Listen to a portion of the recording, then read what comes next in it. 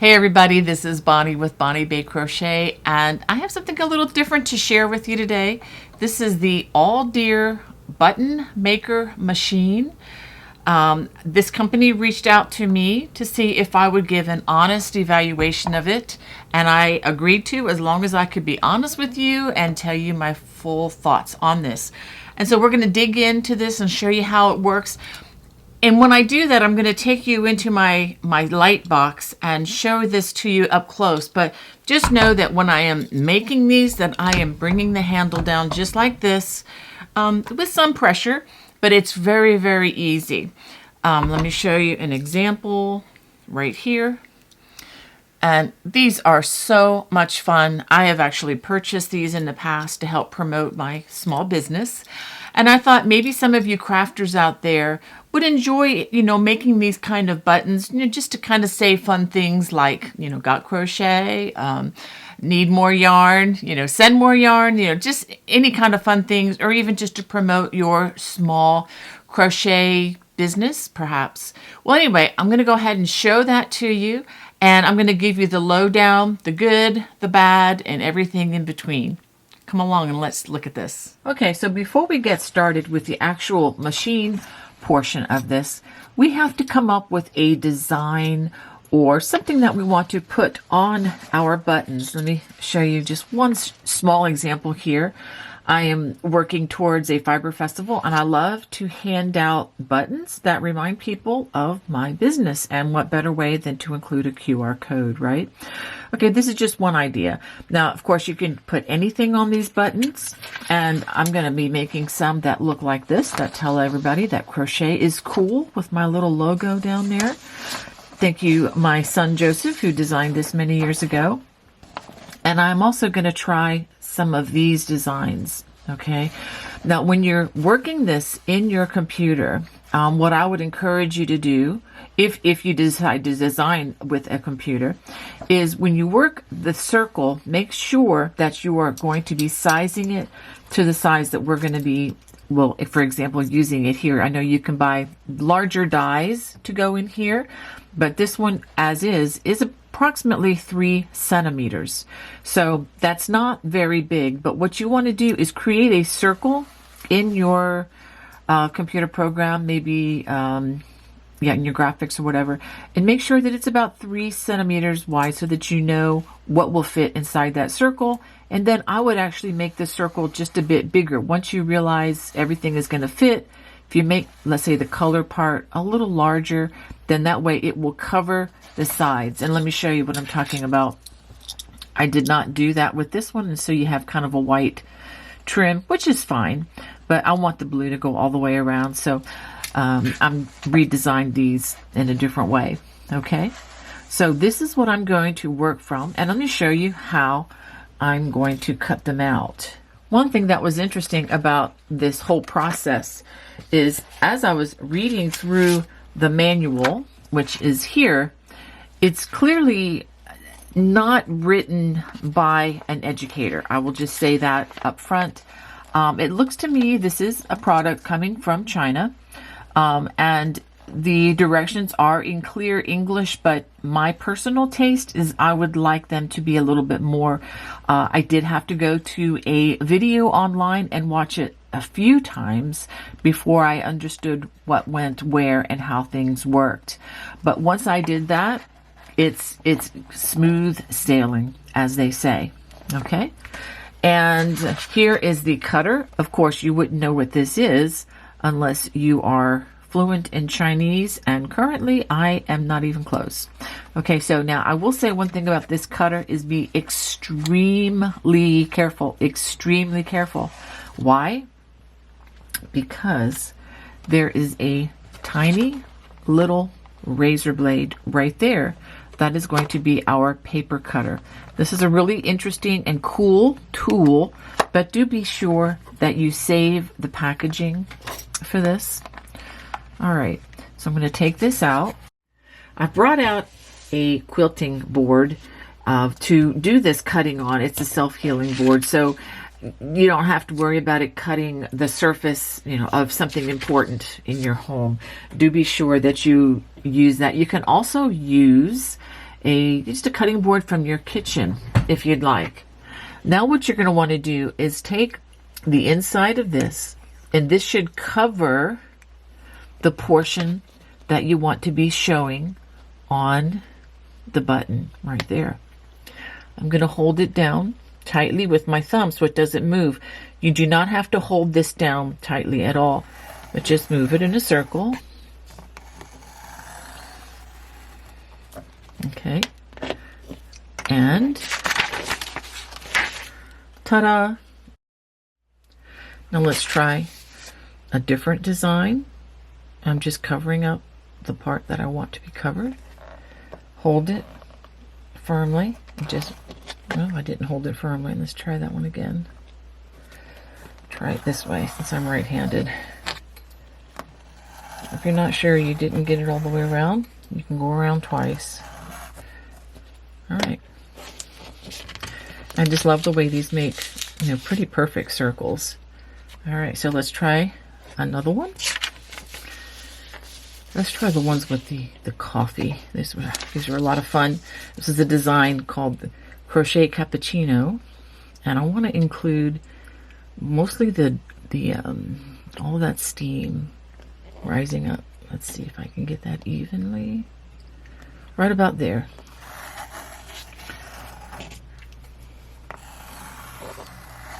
Okay. Just like in the spy movies, except when they're cutting glass, we're just cutting paper. And there you go. So now we have some circles to work with. Before I put the cutter back in its safe location, I wanted to show you something here. It took me a while to figure out, actually. This can be slid if you unscrew this, and you can carefully slide this. And I say very carefully because, again, that's a very, very sharp little piece of metal there. You can kind of slide it. Let's see if I hold it with my thumb underneath, again being very careful. You can slide this. Now I had a hard time figuring out where this blade is going to line up. So now if I wanted to go to, let's say, right here, which is 45, let me see if you can even, if I can zoom in a little bit. Okay, that where it says 45 would be the spot for, it is kind of hard to see. That's 45 millimeter or 4.5 centimeter, however you want to look at it. And there is a tiny little piece of plastic.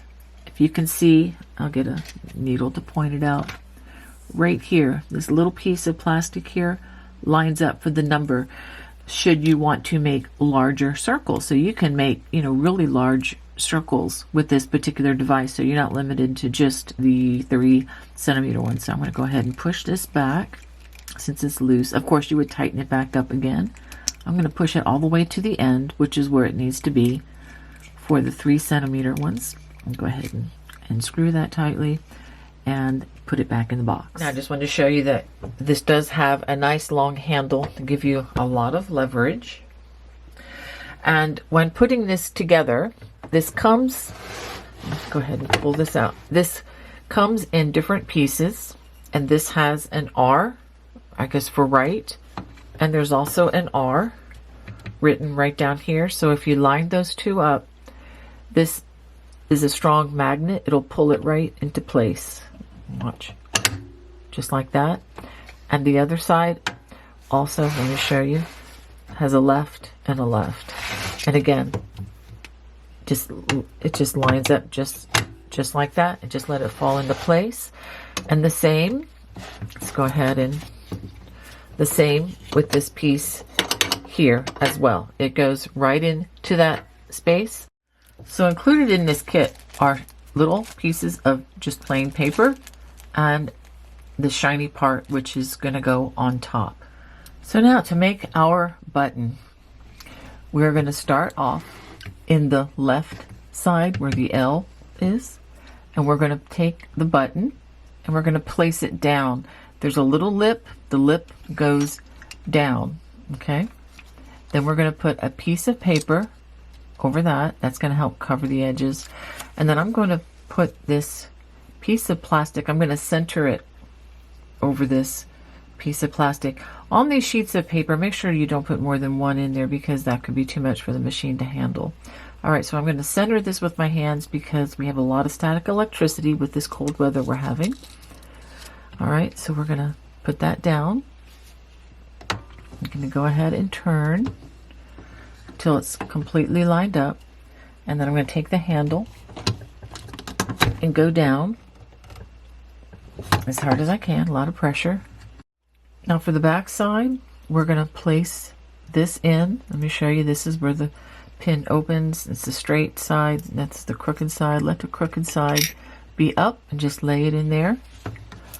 And we're going to place this here. Notice that the button is missing. It's up in here at this particular moment. And then we're going to press hard. Okay, that felt pretty good. And ta-da! We have our beautiful button. Let's look at the back, and you can see, how well this is placed around there. Now, if you accidentally put too thick of paper in here or too much, just beware that this will not seal on the back. It has been a little quirky with me as I've been recording this, but it does work. And let me do a couple more for you just to demonstrate that. Okay, let's try it again. So we're going to start with the left side again. Put the lip down on that section. Now we need a piece of paper, and again, be sure that you just have one, because if you have more than one, it will not work. And the same goes for these little plastic things. They stick together like glue, so make sure you just have one, because if you have two, it will not work in the machine. Ask me how I know. Trial and error. I've already done that a few times. So we're going to go ahead and stick this in here. Let's go ahead and turn. Again, lots of pressure with the handle.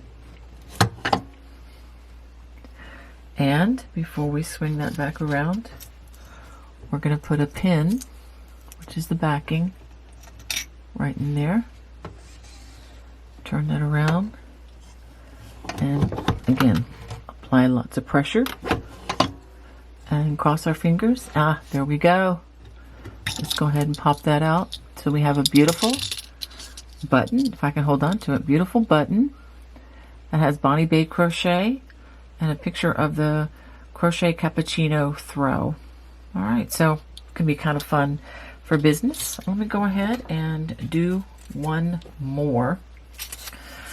So I'm just doing this just to verify that it does work when you do everything right. But again, it can be a little bit quirky getting used to how it behaves. All right, so we're going to go back to the left side, and first thing we're going to put in there is that piece of metal. I've actually forgotten to do that a couple times as well, and surprisingly it did not do very well when I forgot that. So put that there. Piece of paper. I'm going to line this up in the center of that plastic. Put it right there. And let's go ahead and turn this. Apply pressure with the handle. Okay. Let's flip it around. We need to put something in here. I'm going to go ahead and put this in again with the crooked side of the needle or the pin going up. And then again, press on that handle. And here we go. So now we have Bonnie Bay Crochet and the popcorn hearts. This is a baby blanket that's also on my channel. All right, so I think I've demonstrated that this does work.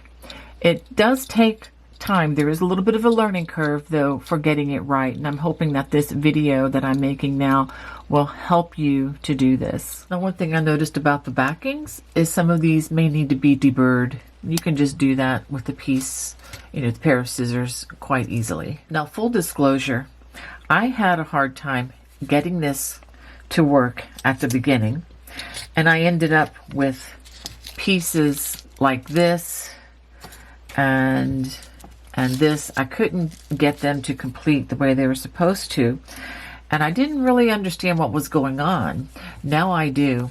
The problem was these can often feel as if they're one, but if you work them, there's actually 3 of these, 4 of these here. See how thin these are? So what you want to do is to be sure that you really just have one thickness when you put this into that left side. Ever since I was diligent to check that, this has not malfunctioned even once. It's totally good to go. So that's one little quirkiness about this, that had the manual been written better, I believe would have served you better, would have served us all better, would have served me better. However, knowing that, just know that the machine itself, I'll go ahead and put this in. So after putting that in, I'll just demonstrate it again one more time. Bring the handle down as far as it will go. And again, put this in the right side with the crooked side of that pin up. And I know that this came out perfectly.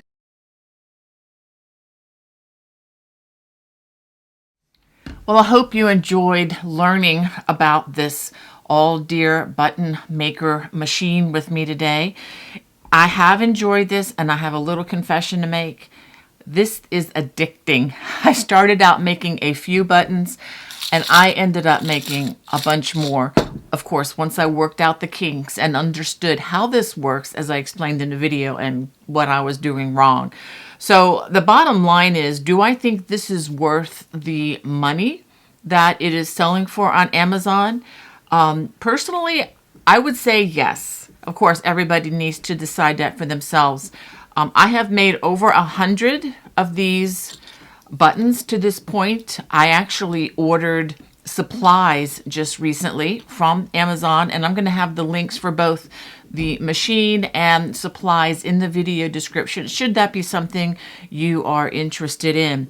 But I did buy more supplies to make more of these buttons so that I can share with others. I made some for my daughter-in-law's business, and I'm just really having a blast with this thing. And by the way, when you order these supplies online, it comes down to about 10 cents per button. Once you, of course, have invested in the additional the hand press and whatnot. So anyway, let me know what you think about this. I would love to hear your comments in the comment section below. God bless. Bye-bye.